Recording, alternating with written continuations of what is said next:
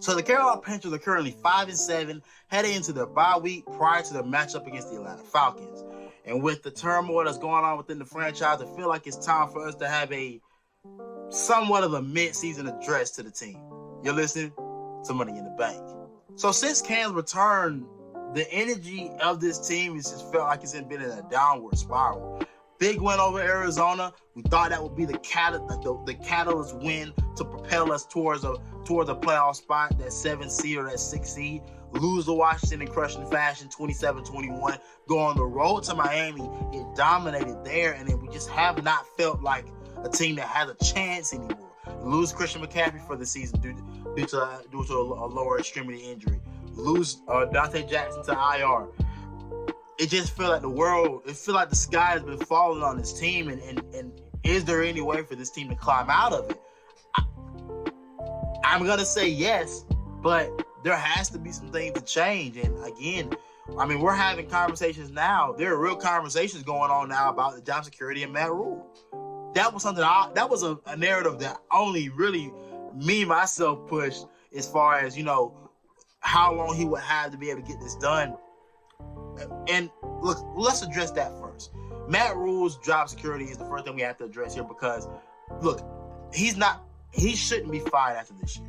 And I know this sounds crazy coming from me, considering I've been the guy that wasn't necessarily a fan of the hire from the beginning, but I look at a 7-year deal. I look at what they gave him. 2 years is a little too early to call it quits on a coach when you give him a 7-year deal. Now, I am the first to admit, I don't see a redeeming quality in Matt Rhule that tells me he can fix this thing and turn it around. Joe Brady, in my mind, needs to go. Phil Snow, on one hand, has shown us great flashes and shown us great, moments. He's given us great moments, but again, that defense has now become just as much of a liability as the offensive line of sorts. But in the past 2 weeks against Washington and Miami, that defense has let us down in the worst way possible. And just moments where we couldn't have it, and moments that we needed to be better, and that we haven't seen that defense rise to the occasion. A defense that many had thought was more talented than the 2015 defense, but doesn't have nearly the amount of. They ain't got. How do I say this without getting banned from YouTube? They ain't got it. They ain't got enough manhood. Put it like that. They ain't got enough manhood compared to that 2015 defense. When there's certain moments where things got to get done, they don't get it done. They're talented. We're a talented group. The balls ain't dropped, man. Simply put, the boys' balls ain't dropped. It's as simple as that.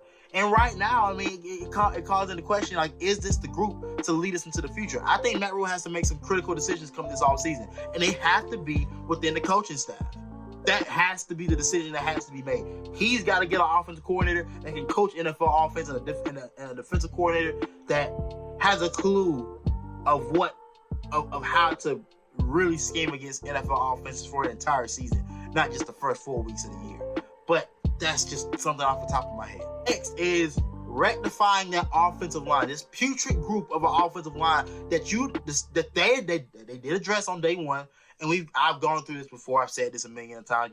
You signed Cam Irvin and Pat Elflein on day one free agency, thinking those would be the guys. Look again. Whatever, you spent premium money. You spent, maybe not premium money, but you spent pretty good dollars in other places that I thought maybe you should have been used for. For the offensive line, and so we're living with those consequences right now. I mean, simply put, you look at the tape. Cam didn't have a chance in hell to be able to make plays against Miami. I mean, you look at the tape against Washington. They were able to control the line of scrimmage as well, and especially in key spots in that game. And again, we're asking a quarterback that has not been here all season, that's been here for a total of about 3 weeks now, to be able to function an offense, an NFL offense at a high enough level in order for us to win games down the stretch for a team that's trying to make the playoffs. That's a lot. That's asking a lot. And I love Cam, but again, this situation is it's a tough one. But now this leads to the conversation of what do we do going into next year? Whether we make the playoffs or not, what should we do? Seeing plenty of people talking about quarterbacks. You should not be thinking about quarterback right now. That's been the issue. We thought about quarterback a couple years ago. Everybody told us we need to go fix some other positions first. And you know what we did? We ended up getting Teddy Bridgewater and Sam Darnold. No more quarterbacks. No more signing quarterbacks. No drafting quarterbacks. Focus on the offensive line. Fix that group first. That is the group. That's the only group. You spend a whole year fixing the defense. You spend an entire season. Go get you a safety that can play safety. No more Sean Chandler. No more Sam Franklin. No more Justin Burris. Go get a legitimate safety and go get some legitimate offensive line help. Let Cam be the quarterback going into 2022. Draft your quarterback then the following season. Put together a group that can block for next year. You have a good enough roster right now. Get some free agent signings in. Bring back some of the guys that you have on the roster. You have a lot of great guys on the roster that you should be looking to bring back and running back one more time. If I'm David Tepper, Matt Rhule gets no more chances at quarterbacks. He's going to stick with who he's brought in. Cam is on the roster. You have Sam Darnold on the roster as well. Figure that out. Figure out what you want to do with that. But if you hit your wagon to Sam Darnold, you've already told me you're not serious about being a coach in the NFL. Let's be very clear here. I say roll with Cam. Allow him to grow within this offense. Give him a full offseason to grow within this offense. You know he's the better option of the guys you have on the roster. There's no question about that. And go in and allow this guy to pretty much save your career like you did Ron Rivera's for so many years and get you to a playoff in your third season, just like Ron Rivera. Hey man, I'm just talking. I don't know nothing. I don't know nothing. But yeah, that's pretty much where we're at right now. And again, moving forward, I mean, if as fans, I mean, how should we even really feel about this?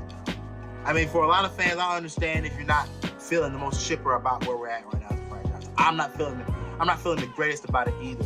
I do still think that with the talent on this roster, we put the right guys in place as a glimmer of hope. Do I want another coach? Yeah. There's a part of me really wanting things to work out in the favor of Cam or having a job next year. Yeah, not gonna lie, I'm a fan.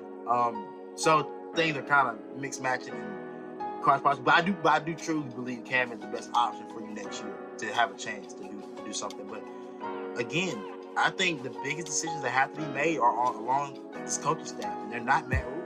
They have to be Joe Brady. They have to be considering Phil Snow. They can't cut it at this level. I mean, both of those guys have to be. I mean, there's a bevy of college jobs open. I think that we probably see one of those guys dip before one of those jobs. Joe Brady being the one that makes the most sense. But again, this has been Money in the Bank with P1N_network, Panther Nation Network. You already know the livest Panthers podcast around. So be sure to follow us on Instagram at P1N_network and Twitter as well at P1N_network. Follow us, the team, under all our personal social media handles. Get at us. It's your boy Shanti Stewart, and I'm out.